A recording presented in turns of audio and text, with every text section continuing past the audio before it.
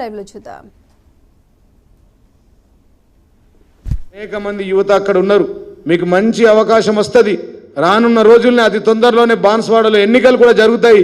ఆ ఎన్నికల్లో మళ్ళా బీఆర్ఎస్ పార్టీ ఖచ్చితంగా గులాబీ జెండా ఎగిరేస్తుంది. ఎక్కడైనా కానీ గతంలో ఇవాళ బుద్ధి చెప్తా ఉన్నారు. ఖచ్చితంగా మళ్ళా వచ్చేది మన ప్రభుత్వమే. కాబట్టి ఇవాళ బీఆర్ఎస్ సైన్యానికి ఎక్కడ కూడా మీరు దానికి బాధపడవలసిన అవసరం లేదు. పోయిన వాళ్ళు పోయినరు. ఆ ప్లేస్లో యువతరానికి అవకాశాలు వస్తాయి, అవకాశాలు ఇస్తారు మన అధ్యక్షుడు అని చెప్పి సందర్భంగా తెలియజేస్తూ, మరి ప్రజాస్వామ్యాన్ని కూని చేసినటువంటి ఈ వ్యక్తులకు ఖచ్చితంగా శిక్ష ఈ ప్రజాస్వామ్యంలోనే అతి తొందరలోనే పడతాయని చెప్పి సందర్భంగా తెలియజేస్తూ ఇప్పుడు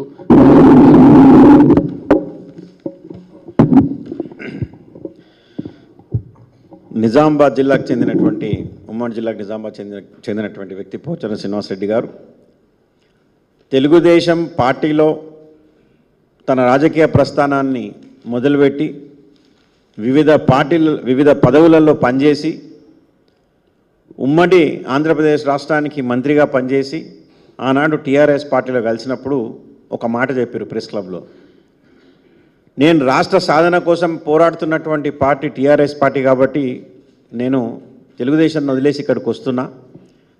తల్లిపాలు తాగేవాడైతే టీఆర్ఎస్లోకి రావాలి, డబ్బా పాలు తాగేటోడు తెలుగుదేశంలో ఉండాలనేటటువంటి మాట ఆ రోజు మాట్లాడారు. టీఆర్ఎస్లోకి వచ్చిండ్రు, సముచిత గౌరవం దొరికింది.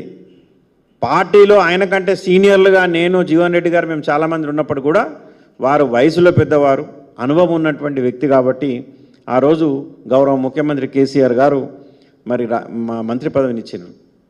దాని తర్వాత హుందాగా ఉండాలనేటటువంటి ఉద్దేశంతో సభను నడిపేటటువంటి కెపాసిటీ ఉన్నదని సభాపతి కూడా నియమించారు.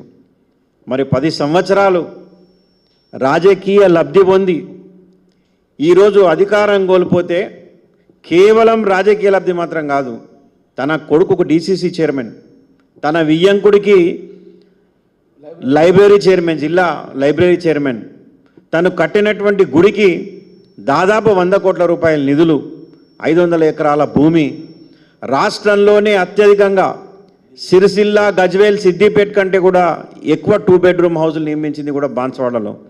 మరి ఇవన్నీ అయిపోయినాయి. ఇక కేసీఆర్ గారితో పని లేదు, టీఆర్ఎస్తో పని లేదు. అంటే పచ్చగున్న దగ్గర తినాలే, వెచ్చగున్న దగ్గర వండుకోవాలి. ఊసరవేలి రంగులు మారినట్టు మళ్ళా ఈరోజు ఈ కమిట్మెంట్ తీసుకొని మళ్ళీ రేవంత్ రెడ్డి గారితో కాంగ్రెస్ పార్టీలో కలిసిరు. దీన్ని ఏమనాలి? మాకు బాధాకరమైనటువంటి విషయం ఏంటంటే టీఆర్ఎస్ పార్టీలో అత్యధికంగా లాభం పొందిన వాళ్ళు, రాజకీయంగా లాభం పొందిన వాళ్ళే పార్టీ మారుతున్నారు. కడియం శ్రీహరి తను ఎమ్మెల్యే, ఎమ్మెల్సీ, ఎంపీ, తన కూతురికి ఎంపీ, డిప్యూటీ సీఎం ఇన్ని చేసుకొని ఆయన వెళ్ళిపోయాడు. కేశవరావు గారు 2 సార్లు రాజ్యసభ, పార్లమెంటరీ చైర్మన్, పార్టీలో జనరల్ సెక్రటరీ జనరల్, కూతురు మేయరు, కొడుకు చైర్మన్, ఇన్ని పదవులు తీసుకున్న ఆయన. ఇటు పోచారం శ్రీనివాసరెడ్డి గారు, పుత్రుడు అని పిలిపించుకునేటటువంటి పోచారం శ్రీనివాసరెడ్డి గారు. మరి ఇట్లాంటి సీనియర్లు ఏదైతే పోతున్నారో నిజంగా ఆ దేవుడు పైనుంచి చూస్తాడు, ప్రజలు కూడా చూస్తారు. ఖచ్చితంగా సమయం వచ్చినప్పుడు బుద్ధి చెప్తారు. మరి సరే, రాజకీయాల్లో పార్టీలు మారడం ఇవన్నీ సహజమే, కానీ దాని సమయం ఏంది, దాని సందర్భం ఏంది? చాలామంది ఉన్నారు మారినోళ్ళు, దేశ చరిత్రలో చూస్తే మారినోళ్ళు ఉన్నారు. కానీ మొన్న ప్రెస్ మీట్ పెట్టి మాట్లాడారు. ఎవడైనా నేను పార్టీ మాట్లాడుతున్నానని చెప్తే నేను చెప్పుతో కొడతా అని చెప్పిండు. పోయినోడు పోయిండేమో, కానీ నికార్స్ అయినటువంటి నాయకులు ఉన్నారని చెప్పి మొన్న కామారెడ్డిలో ప్రెస్ మీట్ పెట్టి మాట్లాడారు. మాట్లాడినప్పుడు నిజంగా మాకు అనిపించింది, అరే ఎవరు పోయినా పర్వాలేదు కానీ పోచారం గారు మాత్రం పోరు, అనవసరంగా స్పెక్యులేషన్స్ వచ్చినాయని చెప్పేసి మేము అనుకున్నాం. కానీ ఇలాంటి నిర్ణయం తీసుకోవడం పట్ల ఇన్ని సంవత్సరాలు చేసినటువంటి వాళ్ళ రాజకీయ జీవితంలో వాళ్ళే బురద చల్లుకున్నట్టు, వాళ్ళ హుందాతనాన్ని వాళ్ళే పోగొట్టుకున్నట్టు, వాళ్ళ మచ్చ వాళ్ళే పెట్టుకున్నట్టు జరుగుతుంది. నిజంగానూ టీఆర్ఎస్ పార్టీలో ఈరోజు ఉండుండి చివరి ఊపిరి వరకు ఇక్కడ పోయినట్టుంటే ఇదే లక్ష్మీపుత్రుడిగా పేరుంటుండే, ఇదే మంచి సభాపతిగా పేరుంటుండే తప్ప ఈ హుందాతనాన్ని చెడగొట్టుకొని అనవసరంగా రాజకీయ లబ్ధి కోసం ఏదో వ్యవసాయం కోసం పోతున్నా అని చెప్పేసి ఈ మాటలు. ఎస్, ఆ రోజు టీఆర్ఎస్ పార్టీలోకి వచ్చిన ఉద్యమం కోసం అన్నప్పుడు నమ్మినరు, ప్రజలు నమ్మినరు, ఓటినరు. ఆ రోజు రాజీనామా చేసి ఉప ఎన్నికల్లో నిలబడి మళ్ళీ గెలిపించింది కేసీఆర్ గారు. మీరు పోయేది ఉంటే ఓండి, మరి నిజంగా ఈరోజు ఉప ఎన్నికల్లో వస్తాయి. మరి రాజీనామా చేసి రేవంత్ రెడ్డి గారు ఏదైతే మాట్లాడిరో పదే పదే పార్టీలు మారితే రాళ్ళతో కొట్టి చంపండి అని, నిజంగా మారేది ఉంటే రాజీనామా చేసి మీరు మళ్ళీ అక్కడ ఎలక్షన్లో నిలబడి గెలిచినట్టయితే మేము ఒప్పుకుంటాం. ఇంతకుముందు గతంలో కూడా రాజీనామా చేసిపోతే ఏం జరిగినాయో మనం చూసినాం హైదరాబాద్లో.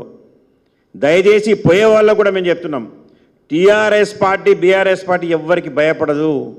గతంలో చాలా డకాలు ముక్కలు తిన్న సంగతి మేము చూసినాం. గెలుపులు ఓటములు ఇవన్నీ చూసినాం. నికార్స్ అయినటువంటి నాయకులు ఇంకా టీఆర్ఎస్ పార్టీలో ఉన్నారు. నలుగురు పోయినంత మాత్రాన, ఒకటే ఉదాహరణ, 6 ఉన్నటువంటి ఎమ్మెల్యేలు ఉన్నటువంటి పార్టీ ఈరోజు కాంగ్రెస్ పార్టీ అధికారంలోకి వచ్చింది. మరి మాకు 39 మంది మేము గెలిచినాం. ఎవరో 4 పోయినంత మాత్రాన పార్టీకి ఏమవుతుందని కాదు, ప్రజలు ఇప్పటికే గుర్తించినరు, ఇంకా గుర్తిస్తూ ఉన్నారు.